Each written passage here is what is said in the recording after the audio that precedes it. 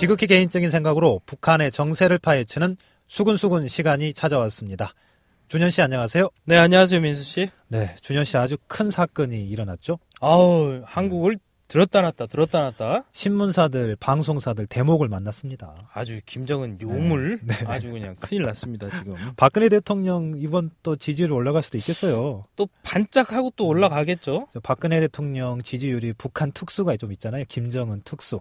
우리 정은 씨가 너무 많이 도와줘요. 네. 박근혜 대통령 요거덕을 먹을만 하면 도와주고. 네. 자, 그동안 북한의 2인자로 알려졌던 김일성의 유일한 사위. 김정일의 유일한 매제. 섭정왕. 네, 장성택이 실각됐다는 소문이 이야기가 지금 나오고 있습니다. 그렇죠. 이제 국가정보원에서 3일이었죠. 네, 3일 날 발표를 했어요. 네. 장성택의 오른팔 왼팔로 알려진 이용화랑 장수길이 공개 처형이 됐다. 그러니까 장성택이 수장으로 있었던 그렇죠. 중앙당 행정부장, 행정부 거기에 그 좌우 양날개, 그렇죠. 제1부부장, 부부장 2명이 공개 처형이 됐다.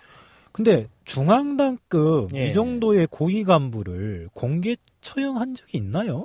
그러니까 2009년도에 화폐 개혁이 한번 실패를 하고 그때 박남기가 그렇죠. 처음으로 이제 당 재정계획부장 그때 공개 처형이 됐고 그 전에 이제 또 한 번 있었고 90년대 중반에 이제 김정일이 식량난 책임을 뒤집어 씌워서 서간이 식량남당 그러니까 중앙당 비서를 공개 처형을 한 적이 있거든요. 그렇죠. 그 이후로는 이제 되게 없었다가 되게 이제 이례적인 거죠. 그러니까 쉽게 이런 일이 없는데 이번에 반당 수령의 유일적 영도 체계 거부, 월권, 분파 행위 이런 혐의로 지금 장성택의 최측근이 2명이 처형이 됐다고 하는데 이 정도면 좀 장성택에 대한 숙청에 들어갔다 이렇게 볼 수 있는 거잖아요.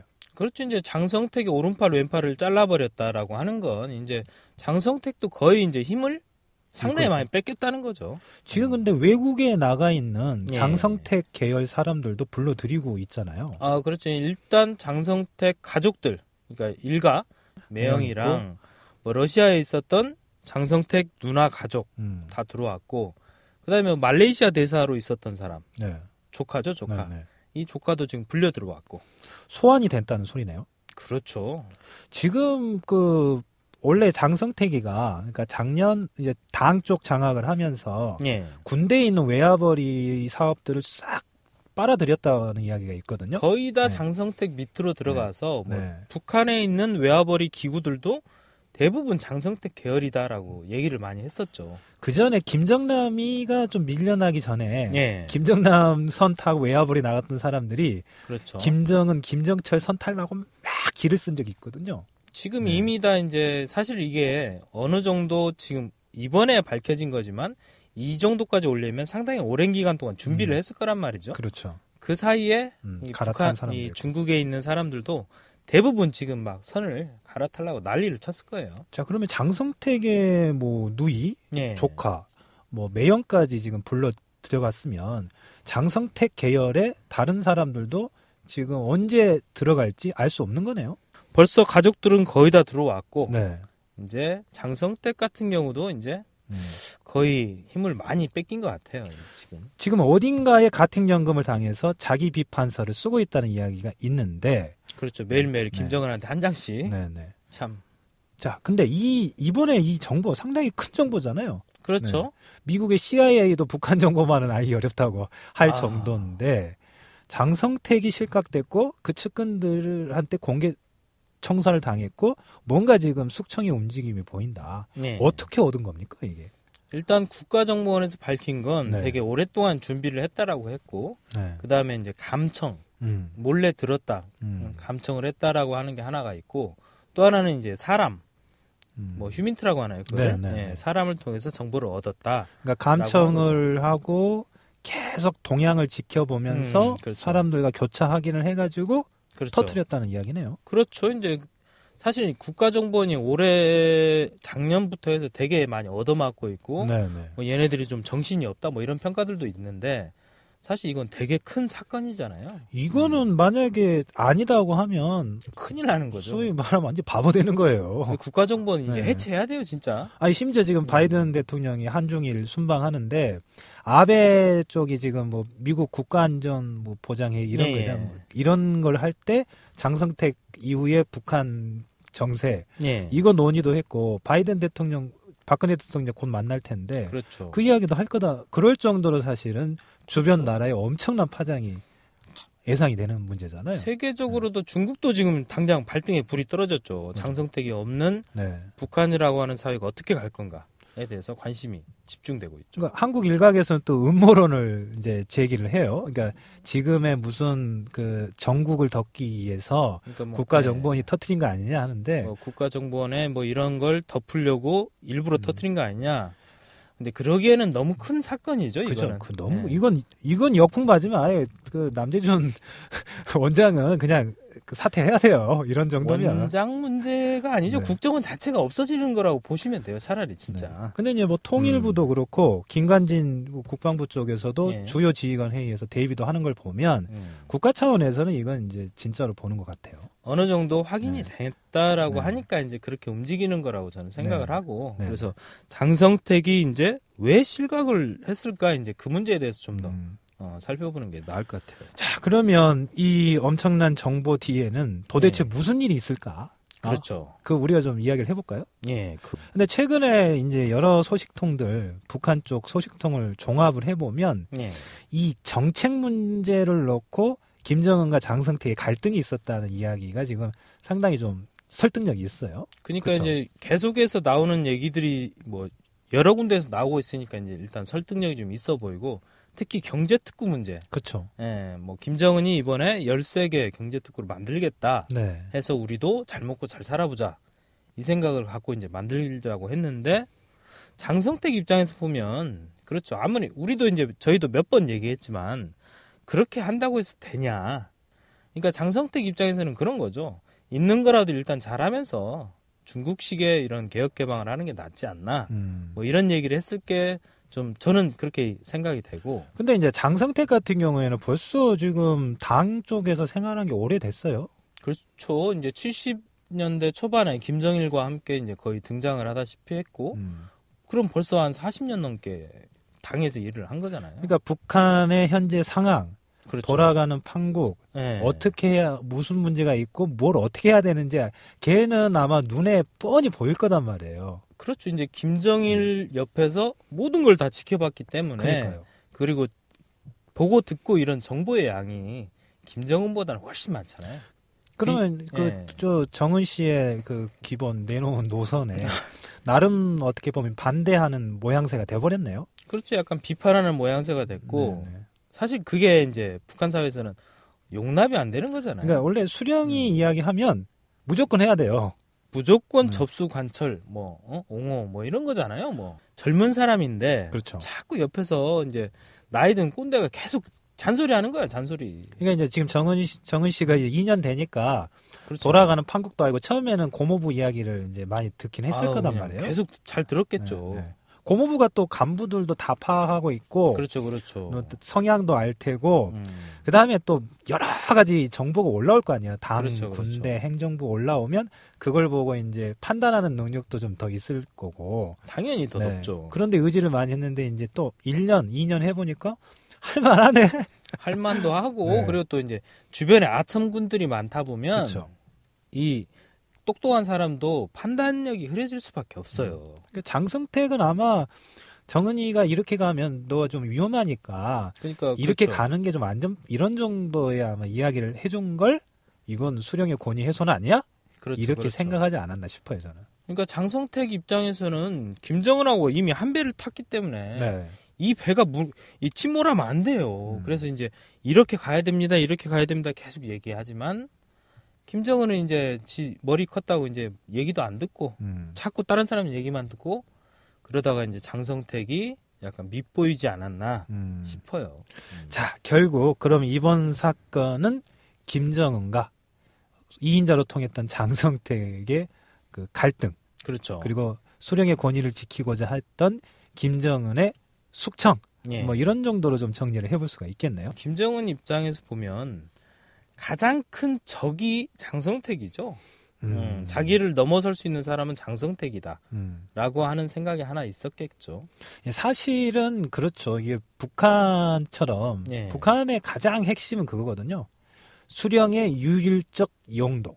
그러니까 네. 사실 수령 혼자만 있어야 되는 거예요. 그러니까 수령이 한마디를 하면 그게 온 사회가 팔다리와 같이 움직여야 되는 거예요. 그렇죠. 파바바바바바 이렇게 전체가 다 움직여야 되는 건데. 수령이 내수거든요. 그럼 내수가 지령 내리면 방구도 껴야 돼요. 방귀요, 방귀. 예, 예. 방귀. 예. 끼고 싶지 않아도. 예, 그렇죠.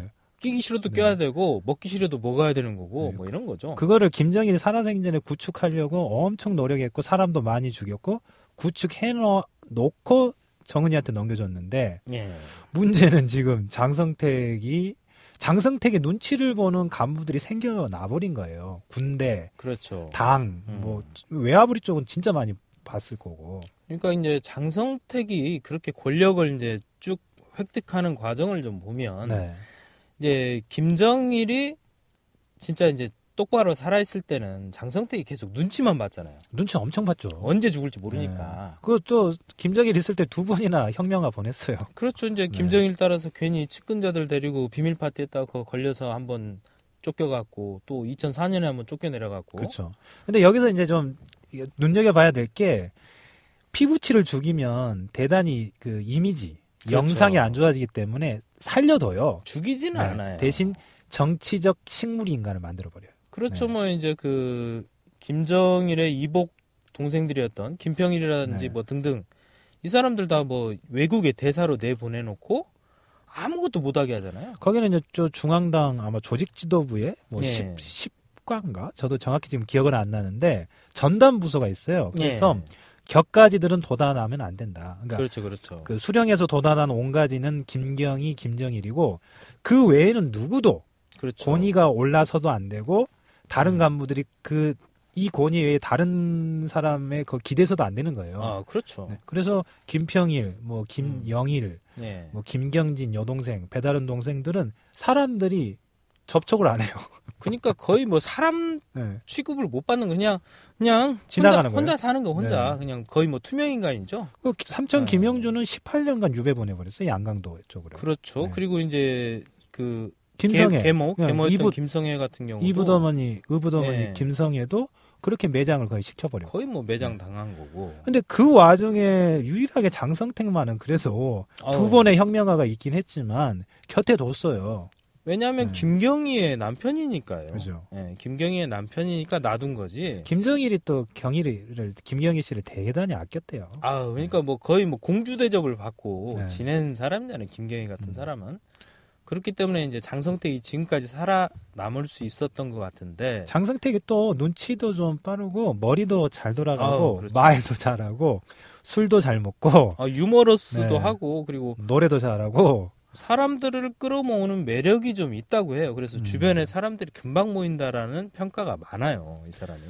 자, 그런데 이제 그동안 근데 김정일 같은 경우에는 자기 외에 다른 권위는 절대 인정을 않기 때문에 자라날 수 있는 세력은 사실 장성택밖에 없어요. 그렇죠. 친인척 중에. 그렇죠. 그래서 이제 장성택이 그래서 이제 뭐 김정일이 뇌졸중으로 쓰러지고 나서 다시 복권되고 나서 자기 사람들을 많이 다시 불러 모았고 그리고 이제 김정은이 후계 체제 가는데 대단히 많은 역할들을 하면서 자기 세력이 생긴 거죠, 이제. 그러니까 그 전까지는 김정일은 주었다 폈다 하면서 그렇죠. 큰 자리는 안 줬는데 그렇죠. 자기 건강이 나빠질 때 그러니까 2009년인가요? 2009년 8월에 뇌졸중으로 쓰러질 때 이제 이거 뭐 여러 가지 또 이야기가 나오는 게 뭐냐면 불렀대요. 김경희랑 장성택을 하면서 후사를 맡겠다는 거예요. 장성택, 그렇죠. 정은이 뒤를 좀 봐줘라. 그렇죠. 이제 그래서 이 후견인으로 세웠던 게 당 쪽은 장성택, 그죠. 군대는 리용호에서